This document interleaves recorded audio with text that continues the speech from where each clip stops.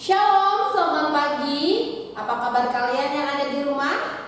Puji Tuhan, Ibu harap kalian dalam keadaan yang baik-baik saja, sehat-sehat, karena hari ini kita akan beribadah. Tapi ibadah kita berbeda dari minggu-minggu sebelumnya, karena ibadah kita pada pagi hari ini akan memperingati satu hari raya kita orang Kristen, yaitu hari raya Paskah. Dan pagi hari ini Ibu tidak sendirian, ya. Ibu akan ditemani oleh teman-teman Ibu di sini, ya. Ayo, yang di sini boleh sapa teman-teman di rumah dulu. Halo. Nah, kalau nggak kenal kita nggak sayang katanya ya. Nah, hari ini Ibu akan memperkenalkan teman-teman Ibu yang di sini dengan teman-teman yang anak-anak yang di rumah ya. Kita mulai dari teman kita yang paling ujung yang rambutnya panjang. Siapa namanya? Halo teman, nama saya Ana. Namanya Ana. Kalau yang laki-laki siapa namanya? Halo, nama saya Andre. Andre. Yang baju merah? Halo, nama saya Elsa. Elsa. Ya, jadi Ibu hari ini temannya oleh Ana, Andre dan Elsa. Ya, hari ini kita akan memperingati hari raya Paskah. Ya, semua bangkit berdiri. Kita akan memasuki ibadah kita pada pagi hari ini. Kita akan bersaat teduh terlebih dahulu sebelum kita memulai ibadah kita. Mari kita bersaat teduh.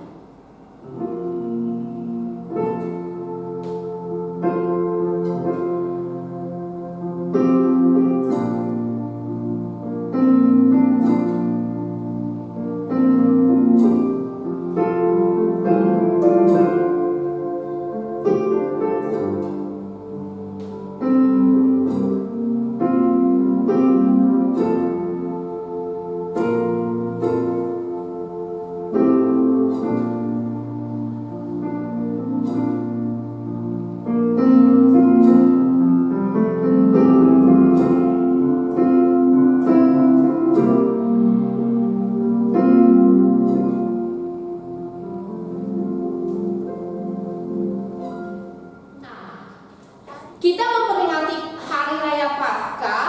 Untuk memperingati apa sih? Ada yang ingat nggak kenapa kita merayakan Paskah? Untuk memperingati apa? Aku tahu Apa, Ana? Paskah itu untuk memperingati hari kebangkitan Tuhan Yesus. Wah, betul sekali, untuk memperingati hari kebangkitan Tuhan Yesus. Sebelumnya ia mati di atas kayu salib untuk menyelamatkan kita dari dosa, sehingga dia menjadi juru selamat kita. Kenapa sih Yesus harus menyelamatkan kita? Apa alasannya Yesus menyelamatkan kita? Ada yang tahu? Aku tahu, Apa, Ana? Apa, Elsa? karena Dia mengasihi kita. Betul sekali, karena Yesus mengasihi kita. Maka sudah selayaknya, sudah sepantasnya kita mengasihi Tuhan Yesus. Siapa di sini mau mengasihi Tuhan Yesus? Aku. Semua teman-teman di rumah juga mengasihi Tuhan Yesus? Kalau iya, mari kita bangkit berdiri. Kita akan angkat satu pujian, Saya Cinta Tuhan Yesus.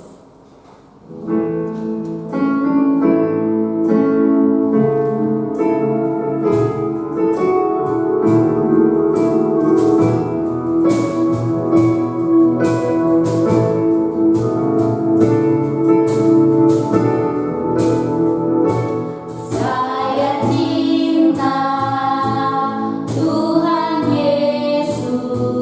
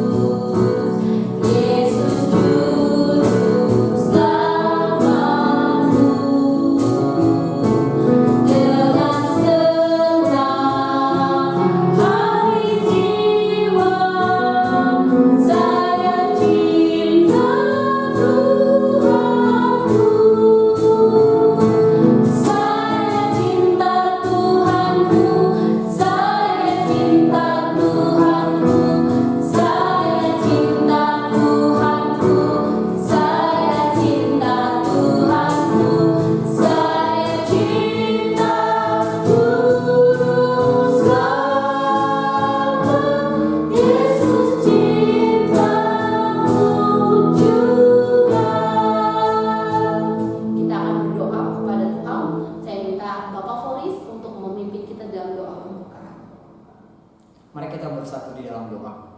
Tuhan, kami bersyukur pada pagi hari ini buat anugerah-Mu, kasih setia-Mu di dalam setiap kehidupan kami, terutama anak-anak-Mu. Walaupun mereka berada di rumah masing-masing, tetapi pada pagi hari ini mereka bersyukur mereka bisa melaksanakan ibadah Paskah pada pagi hari ini. Tuhan, Engkau tolong anak-anak-Mu, Engkau berikan mereka juga kesehatan Tuhan, supaya mereka bisa beribadah pada pagi hari ini dengan baik. Itu semua bukan karena kekuatan mereka, melainkan belas kasih Tuhan yang terus melimpah di dalam kehidupan mereka, Bapa. Terima kasih Tuhan, terima kasih Yesus. Pada pagi hari ini juga kami berdoa buat ibu guru yang memimpin pujian. Biarlah Tuhan yang selalu memberikan kekuatan, dan Tuhan juga memberkati yang akan membagikan kebenaran firman-Mu pada pagi hari ini, Bapa. Terima kasih Tuhan, terima kasih Yesus. Kami serahkan ibadah kami pada pagi hari ini, pujian maupun kebenaran firman-Mu hanya di dalam nama Tuhan Yesus kami sudah berdoa. Haleluya. Amin. Silakan. Yesus bangkit dari kematian, ya. Pada hari keberapa dia bangkit? Ada yang tahu di sini? Aku tahu. Hari keberapa, Elsha? Hari ketiga. Betul sekali. Hari ketiga dia bangkit. Dia hidup untuk Kita semua. kita semua, dan dia hidup untuk lamanya. Ya, kita akan naikkan satu pujian kembali. Hidup selamanya.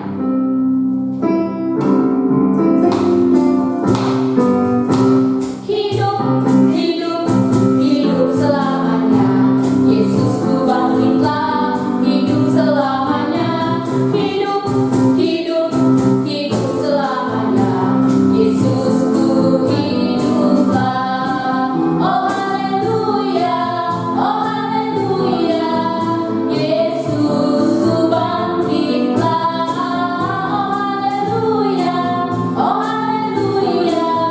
Yesusku hiduplah. Hidup selamanya. Yesusku bangkitlah, hidup selamanya. Hidup selamanya. Yesusku hiduplah. Oh haleluya, oh haleluya. Yesusku bangkitlah. Oh haleluya, oh haleluya. Yesusku hiduplah. Oh haleluya, oh haleluya. Yesusku bangkitlah. Oh haleluya, oh haleluya. Yesusku hiduplah. Yesusku hiduplah. Sekali lagi. Yesusku hiduplah. Haleluya. Yesus bangkit, Yesus hidup, membuktikan dia adalah Tuhan. Ya, sebentar kita akan mendengarkan firman Tuhan. Ya, silakan duduk kembali, kita akan mendengarkan firman Tuhan.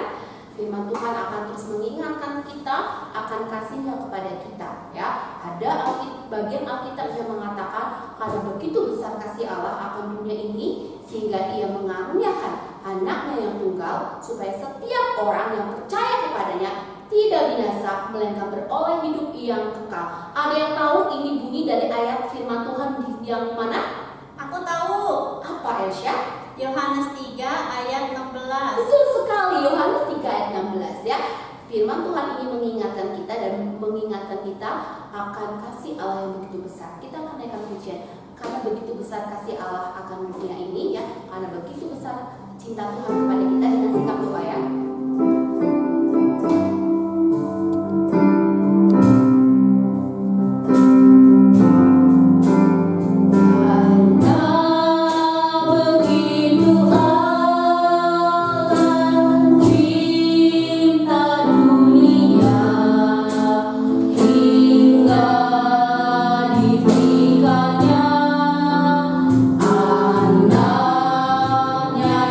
Tunggal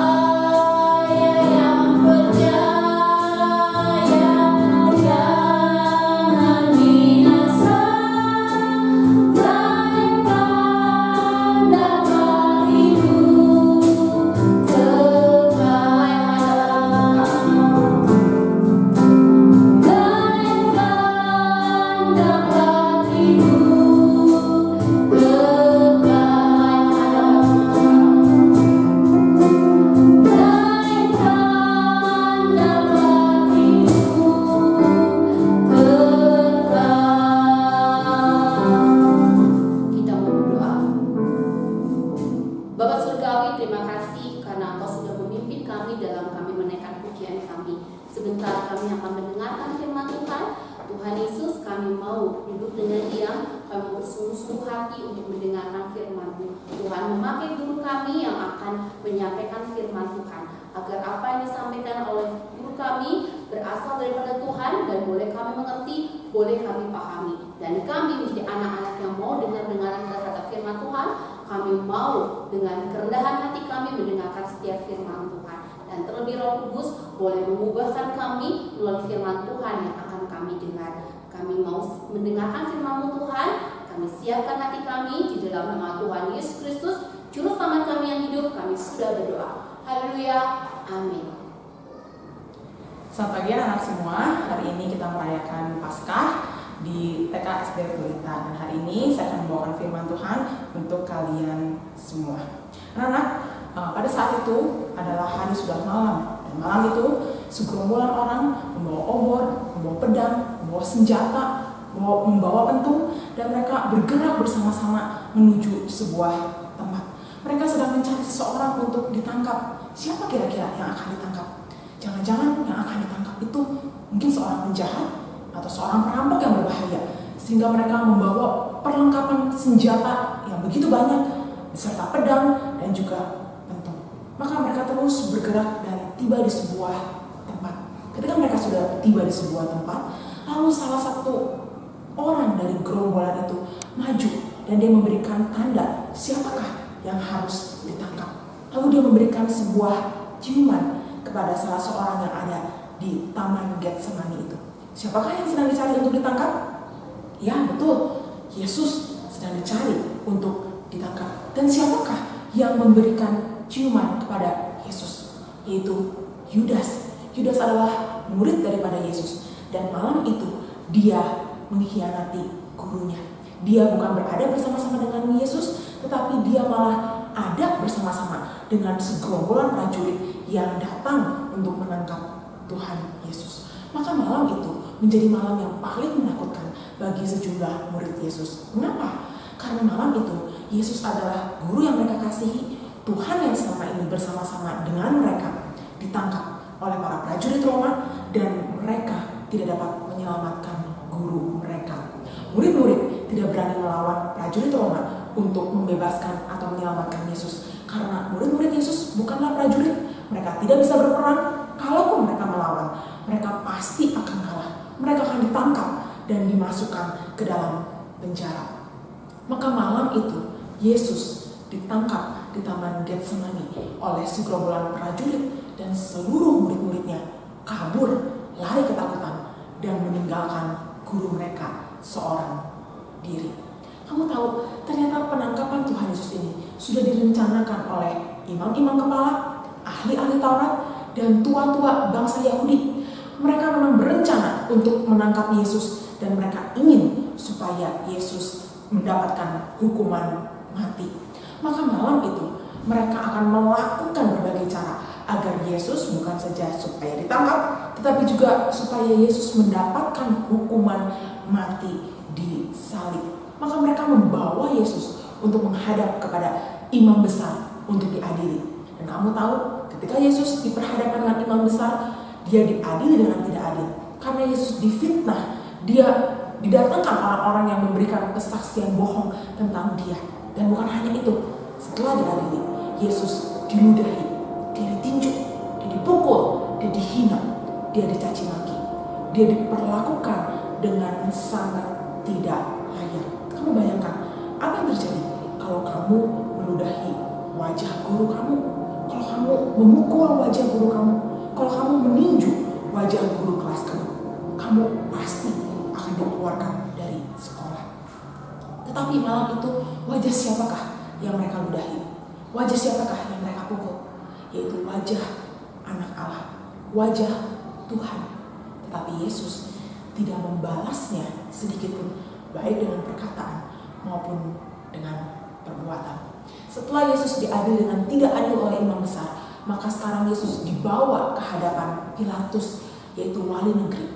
Dan waktu Pilatus mengadili Tuhan Yesus, dia mengatakan, "Aku tidak menemukan kesalahan pada Yesus. Orang ini tidak bersalah dan tidak tidak ada kesalahan yang dapat aku temukan pada diri Yesus. Tetapi orang banyak di situ mulai berteriak-teriak dan mengatakan, salibkan dia, salibkan dia. Begitu bencinya mereka kepada Tuhan Yesus hingga mereka mau membunuh dan melenyapkan orang yang tidak bersalah. Kalau saya tanya, apakah Yesus adalah seorang yang jahat? Apakah Yesus seorang perampok? Tidak. Justru sepanjang hidupnya Tuhan Yesus melayani orang banyak. Tuhan Yesus menyembuhkan banyak orang.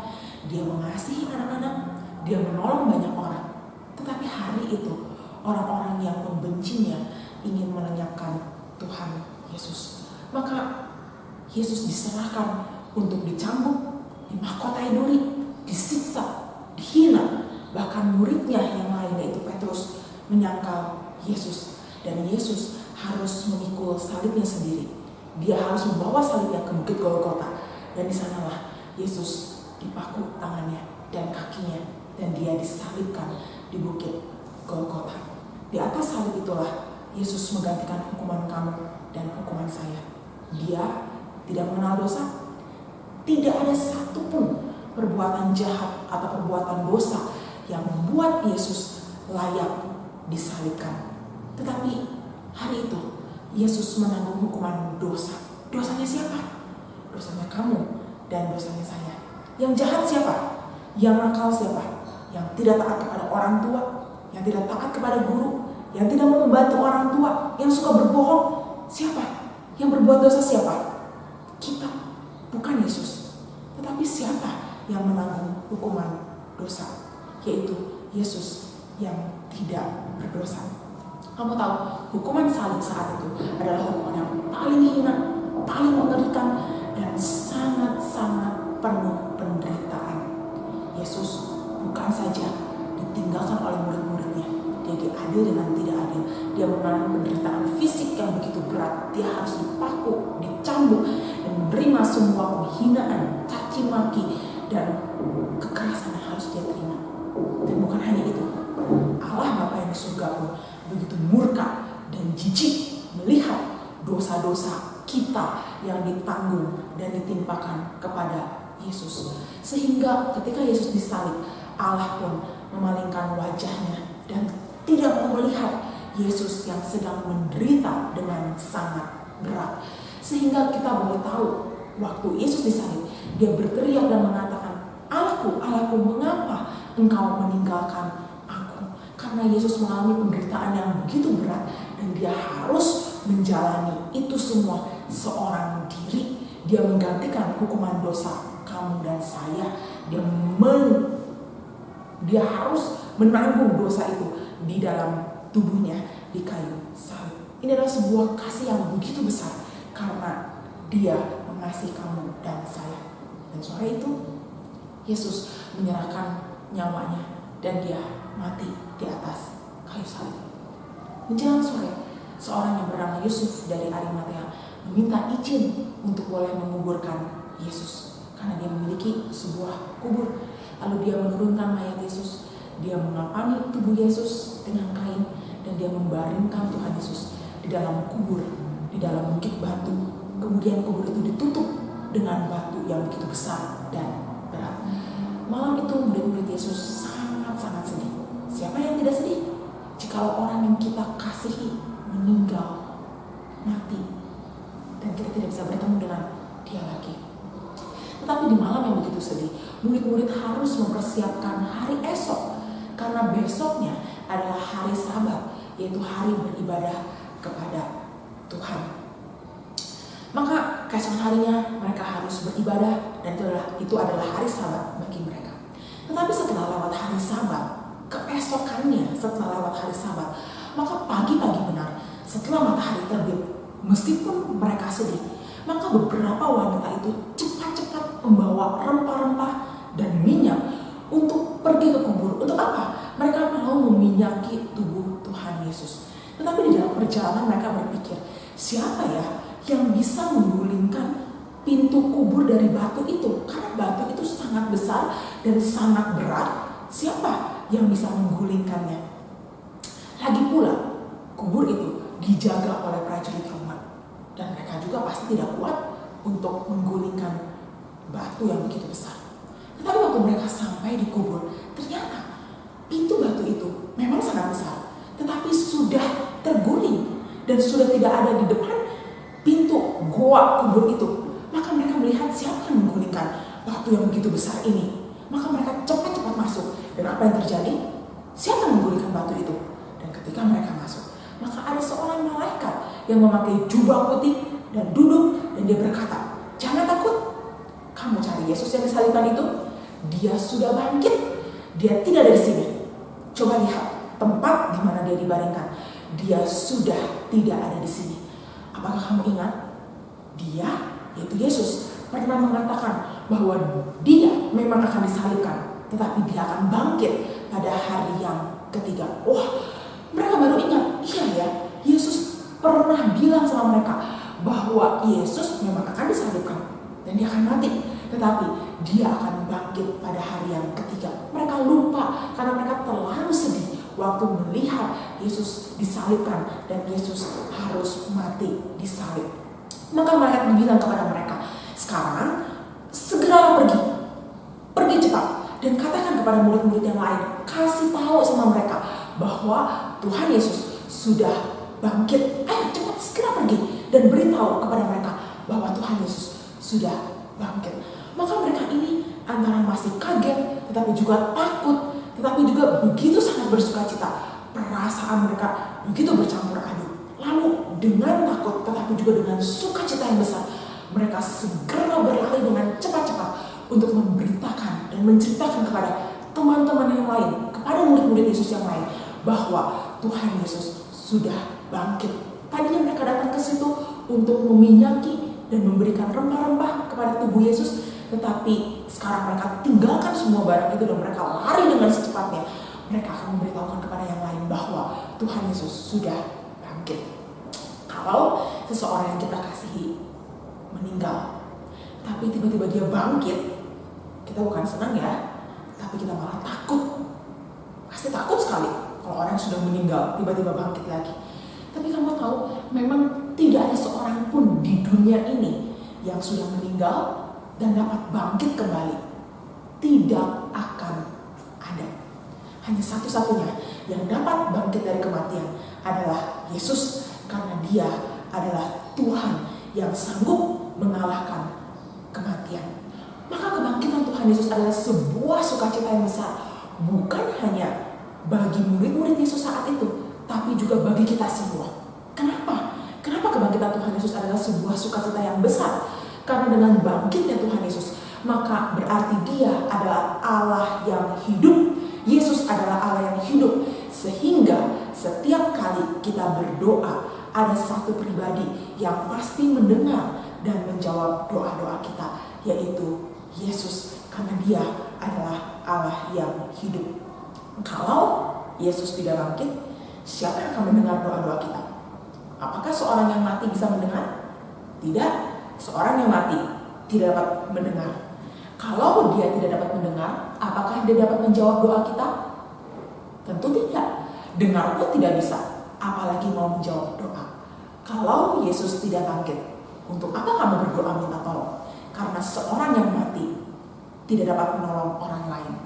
Kalau Tuhan Yesus tidak bangkit, meskipun kamu berdoa minta ampun atas dosa-dosamu, maka dosa-dosamu tidak ada yang dapat mengampuni. Karena Tuhan Yesus tidak bangkit dari kematian, maka dia tidak berkuasa untuk menghapuskan dosa-dosamu. Tetapi kita bersyukur dengan sangat besar karena kita memiliki Tuhan yang bangkit dari kematian, sehingga dia pasti mendengar doa-doa kita. Dia pasti menjawab doa-doa kita. Dia pasti sanggup menolong kita, dan dia berkuasa untuk menghapuskan dosa-dosa kita. Dan bukan hanya itu, dengan bangkitnya Tuhan Yesus dari kematian, maka dia dapat memberikan hidup yang kekal bersamanya bagi mereka yang percaya kepada Tuhan Yesus. Hidup kekal itu seperti apa? Berarti hidup yang tidak ada akhirnya, tidak akan ada kematian. Kita akan hidup selama-lamanya bersama Yesus di sorga nanti. Kalau Tuhan Yesus mati dan tidak bangkit, berarti Tuhan Yesus sudah dikalahkan oleh kematian. Dia tidak hidup.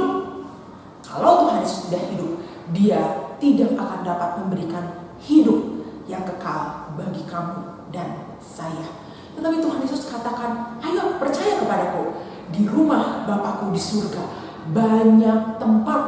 Dia dapat menyediakan tempat bagi kamu dan saya untuk tinggal bersamanya selamanya di surga. Karena Dia sudah mengalahkan maut. Dan kamu dan saya bukan hanya akan hidup selamanya bersama Yesus di surga nanti, tapi kita juga akan bertemu lagi dan tinggal bersama orang-orang yang kita kasihi, yang percaya kepada Yesus. Setiap orang yang percaya kepada Yesus, dia akan memiliki hidup yang kekal. Sehingga satu hari nanti, kita semua yang percaya kepada Yesus akan bertemu lagi bersama-sama di surga dan hidup selama-lamanya bersama Yesus. Maukah kita bertemu dengan Yesus dan orang-orang yang kita kasihi lagi? Jikalau mau, beritakanlah tentang Tuhan Yesus. Ajaklah orang untuk percaya kepadanya sehingga mereka memperoleh hidup yang kekal. Kalau kamu melihat saudaramu, sepupumu, atau tantemu, atau ommu yang belum percaya, ayo beritakanlah tentang Tuhan Yesus yang sudah tersalib, yang dapat menghapuskan dosa, dan yang sudah bangkit dan dapat memberikan kehidupan yang kekal. Namun, sebelum kamu memberitakan, apakah kamu sendiri sudah percaya dan menerima Tuhan Yesus sebagai juru selamat yang bangkit?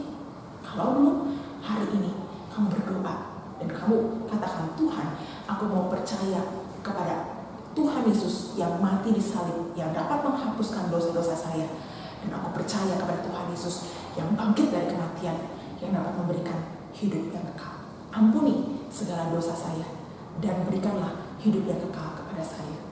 Jikalau kamu sudah percaya, sekarang saatnya untuk memberitakan juru selamat yang bangkit ini, supaya mereka juga dapat memperoleh hidup yang kekal.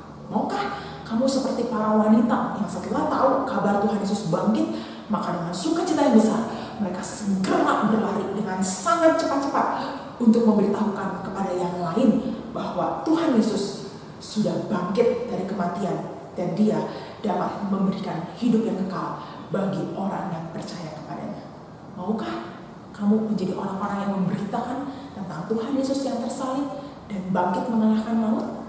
Jikalau mau, berdoa dan katakan, Tuhan, meskipun saya masih kecil, pakai saya untuk boleh memberitakan tentang Tuhan Yesus yang mati tersalib, menghapuskan dosa, dan yang bangkit mengalahkan maut, memberikan hidup yang kekal. Pakai saya Tuhan sebagai alat di tangan-Mu.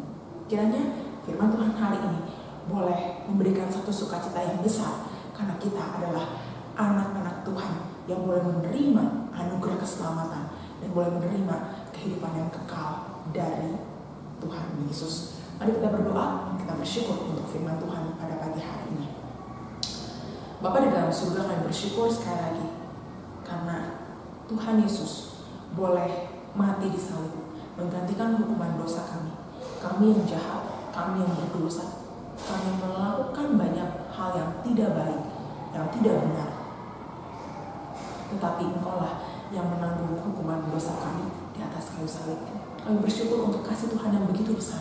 Dan kami boleh sangat bersuka cita karena Engkau bukan hanya mati di salib, tetapi Engkau juga menjadi Tuhan yang bangkit dari kematian. Engkau mengalahkan maut. Dan Engkau dapat memberikan kehidupan yang kekal bagi setiap anak-anak-Mu yang percaya kepadamu. Kami bersyukur karena Engkau boleh menghapuskan dosa kami dan memberikan kehidupan yang kekal. Sehingga satu hari nanti kami sebagai anak-anak-Mu yang percaya, kami akan berjumpa dengan Yesus di surga dan hidup selama-lamanya bersama dengan Engkau. Terima kasih Bapa untuk sukacita, untuk kebenaran firman Tuhan, dan untuk Yesus yang boleh mengasihi kami. Hanya di dalam nama Tuhan Yesus kami sudah berdoa dan bersyukur. Amin.